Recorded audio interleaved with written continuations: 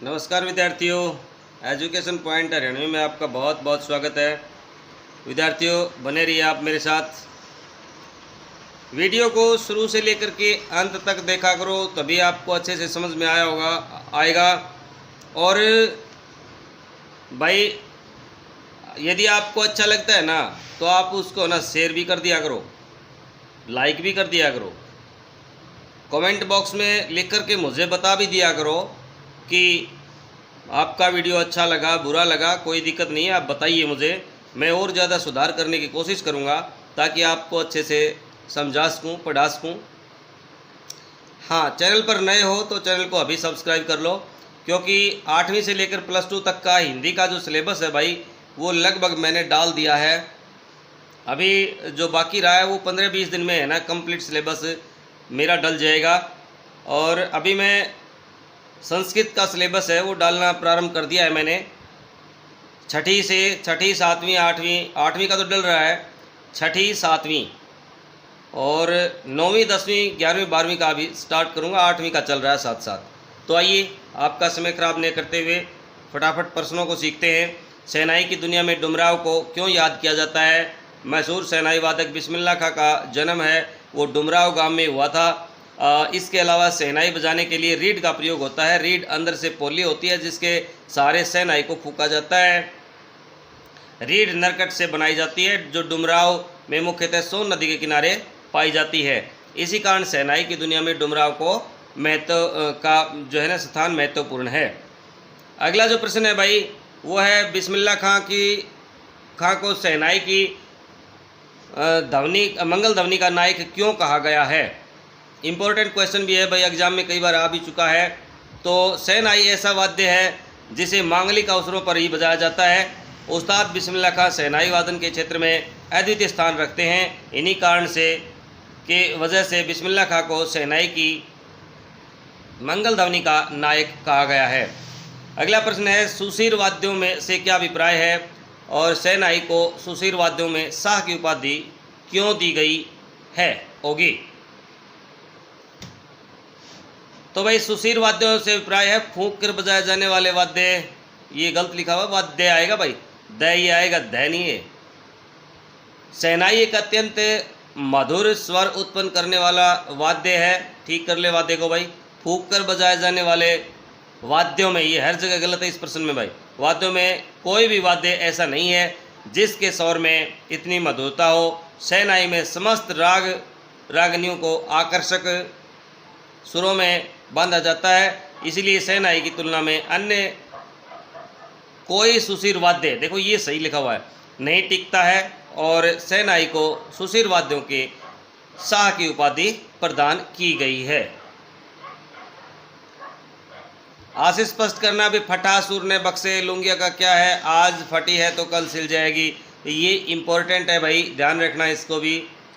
यहाँ बिस्मिल्लाह खां ने सुर तथा कपड़े धन दौलत से तुलना करते हुए सुर को अधिक मूल्यवान बताया है, क्योंकि कपड़ा यदि एक बार फट जाए तो दोबारा सील देने से ठीक हो सकता है, परंतु किसी का फटा हुआ सुर कभी ठीक नहीं हो सकता।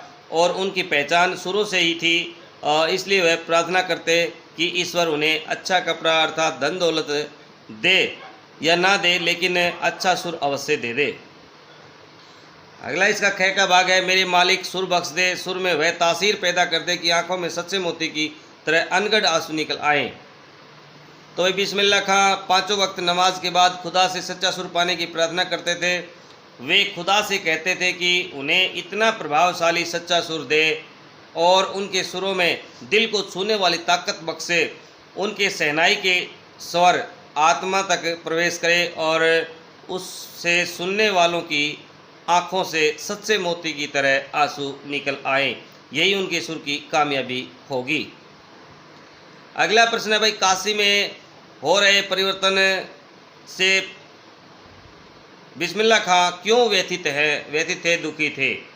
काशी से बहुत सी परंपराएं लुप्त हो गई हैं। संगीत, साहित्य और अदब की परंपरा में धीरे धीरे कमी आती गई है। अब काशी से धर्म की प्रतिष्ठा भी लुप्त होती जा रही है। वहाँ हिंदू और मुसलमानों में पहले जैसा भाईचारा नहीं है।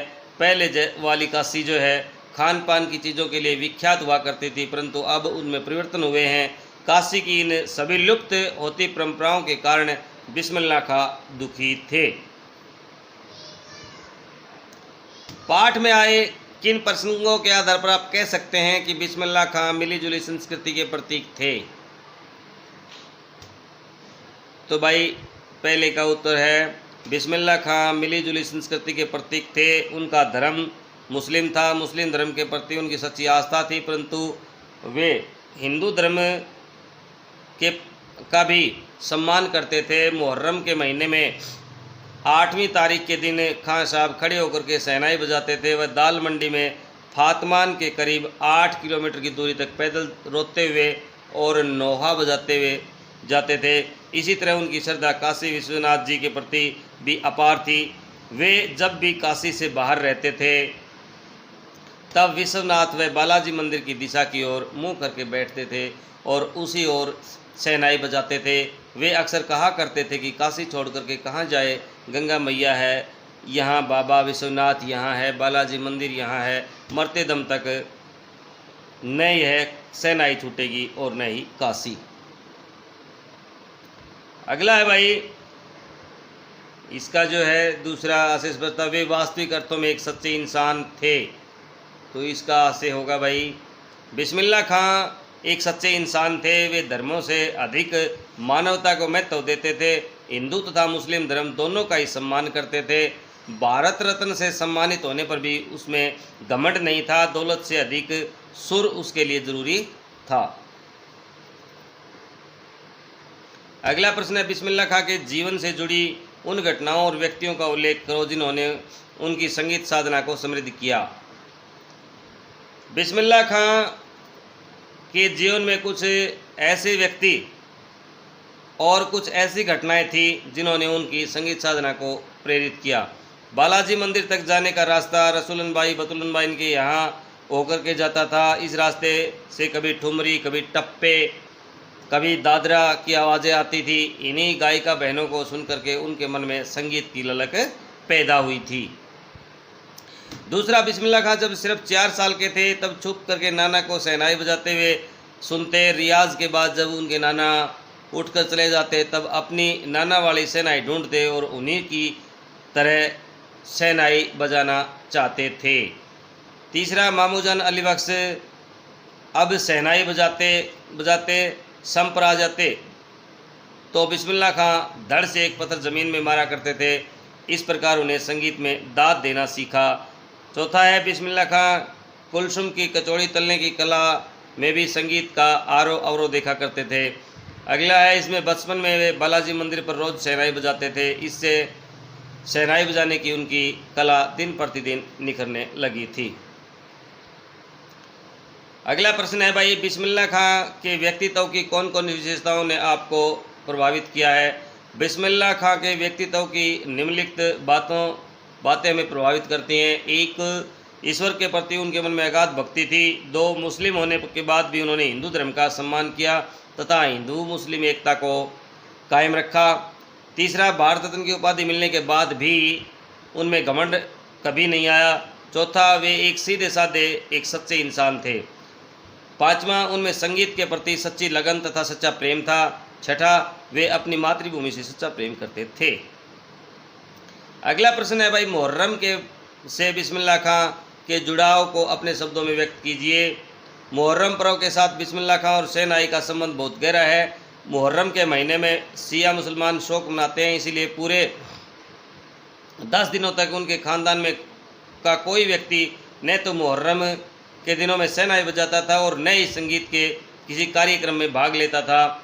8वीं तारीख खां साहब के लिए बहुत ही महत्वपूर्ण होती थी। इस दिन खां साहब खड़े होकर के शहनाई बजाते और दाल मंडी में फातमान के करीब 8 किलोमीटर की दूरी तक पैदल रोते हुए नोहा बजाते हुए जाते थे। इन दिनों कोई राग रागिनी नहीं बजाई जाती थी। उनकी आंखें इमाम हुसैन और उनके परिवार के लोगों की शहादत के लिए नम रहती थी।